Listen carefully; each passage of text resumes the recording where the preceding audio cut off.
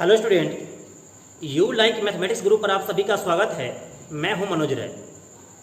Student, यदि आप पहली बार हमारे चैनल से जुड़े हैं तो इसे सब्सक्राइब कर लीजिए और वीडियो को लास्ट तक देखिए। यदि अच्छा लगे तो इसे शेयर कीजिए और लाइक जरूर कीजिए। तो स्टूडेंट, टाइप 4 पढ़ेंगे हम लोग घातांक करने का। यदि आप टाइप 3 तक वीडियो नहीं देखे हैं तो उसे जरूर देख लीजिए। चलिए ध्यान दीजिएगा, यहाँ पे सवाल इस टाइप से जब रहेगा आपका √3 गुणा में वैल्यू है, ये सिर्फ 3 रूट के अंदर रिपीट कर रहा है। यहाँ पे देख रहे हैं कि 5 रिपीट कर रहा है, यहाँ पे देख रहे हैं कि 8 रिपीट कर रहा है। तो सवाल को हम कैसे बनाएंगे? तो ध्यान दीजिए, बनाना कुछ नहीं है, सवाल को खाली देखना है आपको और आंसर मार देना है। देखिए, सवाल जब गुणा में रहेगा रूट के अंदर और आपको देखना है कि अगर इनफाइनाइट तक रहेगा तो इसका आंसर वही होगा जो रिपीट करेगा। यानी कि इस सवाल का आंसर जो है वो रिपीट क्या कर रहा है? 3 कर रहा है, तो 3 के 3 हो गया आपका आंसर। यहाँ पे देखिएगा 5 रिपीट कर रहा है रूट के अंदर और इनफाइनाइट तक रिपीट कर रहा है, गुना में है, तो इसका आंसर क्या हो जाएगा? 5 के 5 हो जाएगा। यही आपका आंसर हो गया। सवाल में देख रहे हैं कि 8 रिपीट कर रहा है और ये इनफाइनाइट तक रिपीट कर रहा है। सवाल गुना में रहे, रूट के अंदर वैल्यू रिपीट करे, इनफाइनाइट तक रिपीट करे, उसका आंसर वही होता है जो रिपीट करता है। यानी कि इसका आंसर हो गया 8 के 8। उम्मीद करते हैं स्टूडेंट कि आप ये बात को समझ गए होंगे। आइए हम समझते हैं कि ये रिपीट करने वाला वैल्यू इनफाइनाइट तक जब रिपीट करता है तो इसका आंसर वही क्यों आता है जो रिपीट करता है। इसको हम समझेंगे अभी। आइए स्टूडेंट, अगला सवाल है, दिया हुआ है कि y बराबर √x गुणा में है और इनफाइनाइट तक है। तो देखिए, इसका आंसर तो आप जानते हैं, इसका आंसर x ही होगा। जो सवाल रिपीट करता है वही उसका आंसर होता है। कैसे होता है ये आप जानते हैं। ध्यान दीजिए, ये y बराबर वैल्यू दिया हुआ है। अब हम क्या करते हैं? स्क्वायरिंग बोथ साइड करते हैं, यानी कि दोनों तरफ वर्क करने पर। देखिए, स्क्वायरिंग बोथ साइड मतलब दोनों तरफ वर्क करने पर। देखिए, वर्क करेंगे मतलब y पर भी स्क्वायर हो जाएगा और रूट अंडर x इंटू में आपको जितना बार मन है उतना बार लिखिए, क्योंकि ये डॉट इनफाइनाइट तक वैल्यू है। इस पर भी क्या कीजिए? स्क्वायर लगाइए। स्क्वायरिंग बोथ साइड कर रहे हैं तो आप जानते हैं कि स्क्वायर से एगो रूट कर जाएगा यहाँ पे, यानी कि y स्क्वायर बराबर हो जाएगा x इंटू में रूट अंडर x इंटू जितना मन उतना लिखिए, क्योंकि ये इनफाइनाइट तक वैल्यू है। ध्यान दीजिएगा, तो y स्क्वायर बराबर x इंटू, और आप जानते हैं कि रूट x गुना में रहेगा और इनफाइनाइट तक रहेगा, तो इतना का वैल्यू दिया हुआ है क्या? y। इतना का मान y, इतना का मान क्या है? y। आप जानते हैं स्क्वायर का मतलब होता है y गुने y, यानी कि एक y से एक y कट गया तो y बराबर आपका आ गया x।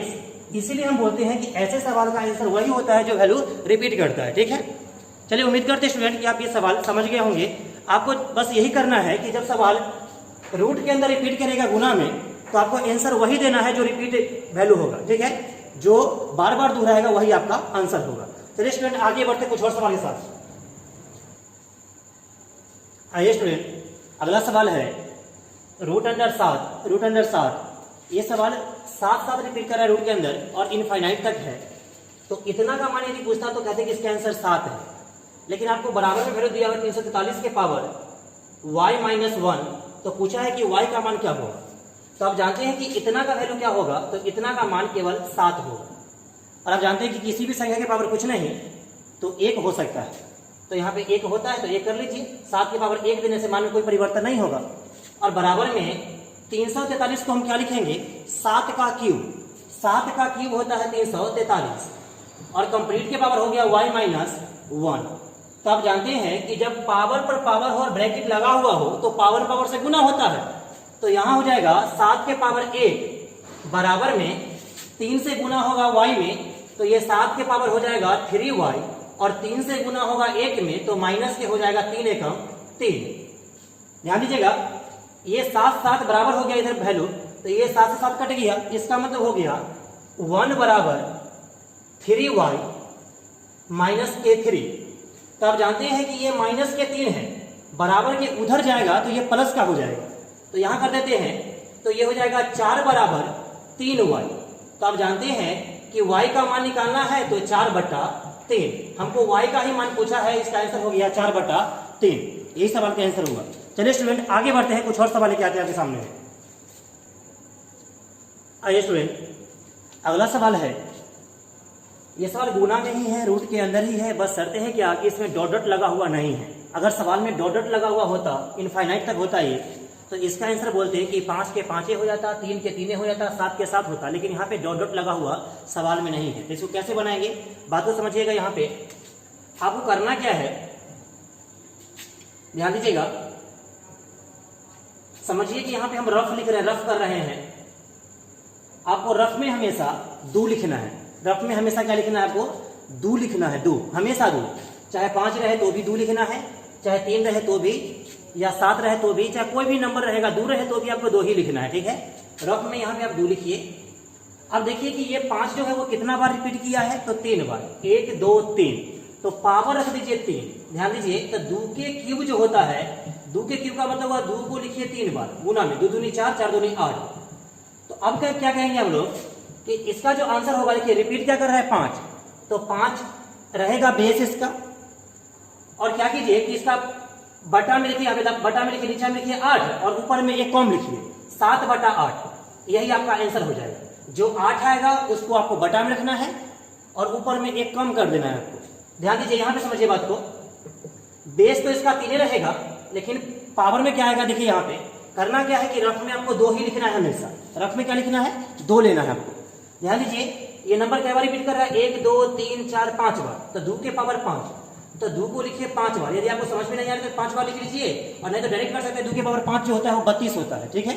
यहाँ कीजिए 2 दूनी 4, 4 दूनी 8, 8 दूनी 16, 16 दूनी 32, यानी यहाँ पे 32 हो गया।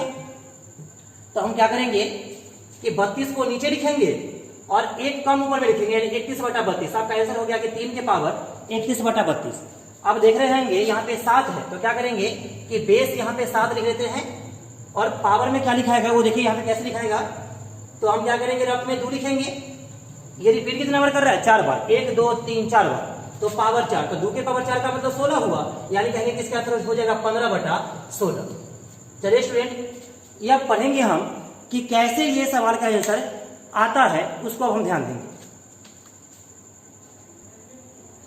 आइए स्टूडेंट कुछ बात को समझिएगा। जैसे बात समझिए, यहाँ पे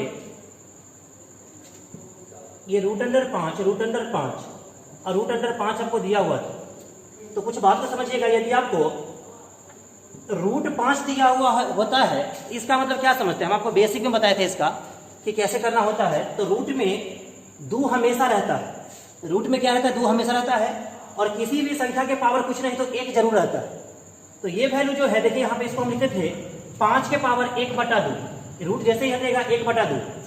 यहाँ पे देखिए इधर, यहां से 1/2, और यहाँ पे देखिए इधर, जब मान लीजिए कि अगर ऐसा रहेगा √5 और √5, तो इसको कैसे लिखेंगे।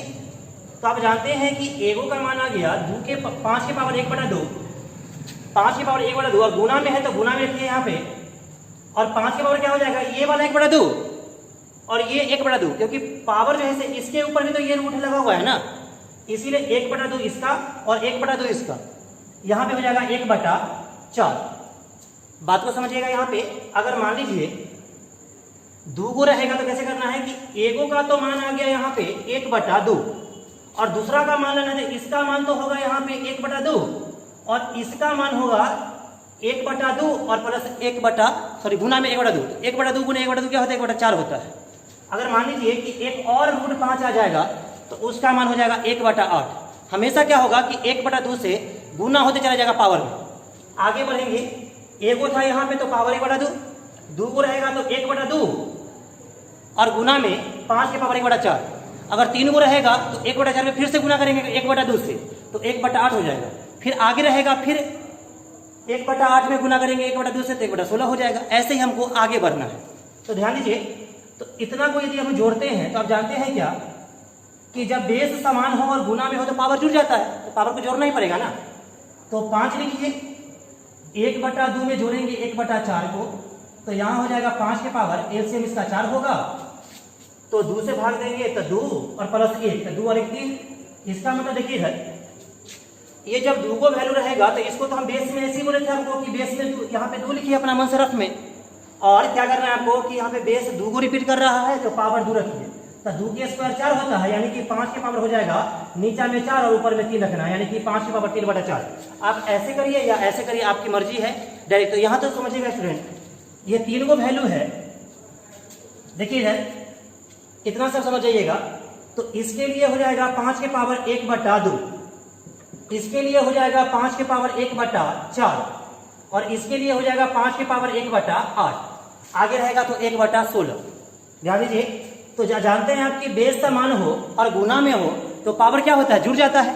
तो इसका देखिए बेस समान है, बेस क्या है 5 है, तो पावर सब जुड़ जाएगा, यानी इसका एलसीएम क्या होगा 8 हो जाएगा। अब देखिए 8 में भाग देंगे 2 से तो 4 एकम 4, 4 से भाग देंगे तो 2, और 8 से भाग देंगे तो 1, यानी कि ये हो गया 5 के पावर 4 2 6 1 7, 7/8। यही तो सवाल का आंसर पिछला सवाल में आया था। तो ऐसे ही इस सवाल को बना सकते हैं आप, और नहीं तो डायरेक्ट क्या कीजिए कि रफ में 2 लिखिए, जितना बार वैल्यू रिपीट करेगा पावर उसको रखिए, और जो भी मान आएगा नीचा में उतना, उससे एक कम ऊपर में, ऐसे आप ला सकते हैं इसको। तो स्टूडेंट उम्मीद करते हैं कि इस टाइप का सवाल भी आप लोग बना लीजिएगा। चलिए कुछ और सवाल आगे देखते हैं स्टूडेंट। आइए स्टूडेंट, ये 4 सवाल दिख रहे हैं, √2 डॉट इनफाइनाइट तक है, √11 into √11 into √11 into √11 into √11 into √11। इसका मान पूछ रहा है क्या होगा, ये इनफाइनाइट तक नहीं है। √13 है, ये भी इनफाइनाइट तक नहीं है, और √19 है जो इनफाइनाइट तक है। ये सवाल गुना में ही है, एक में इनफाइनाइट तक वैल्यू है और एक बिना इनफाइनाइट का है। तो ये 2 सवाल एक रंग का है और एक 2 सवाल अलग ढंग का है। तो ये सवाल आप लोग उम्मीद करते हैं हम कि बना दीजिएगा, और ये सवाल का आंसर जो है वो कमेंट बॉक्स में जरूर दीजिएगा। तो स्टूडेंट ये क्लास कैसा लगा आप लोग को हमें कमेंट करके जरूर बताइएगा। यदि अच्छा लगा हो तो इसे लाइक कीजिए और अपने दोस्तों में शेयर कीजिए। तब तक के लिए धन्यवाद।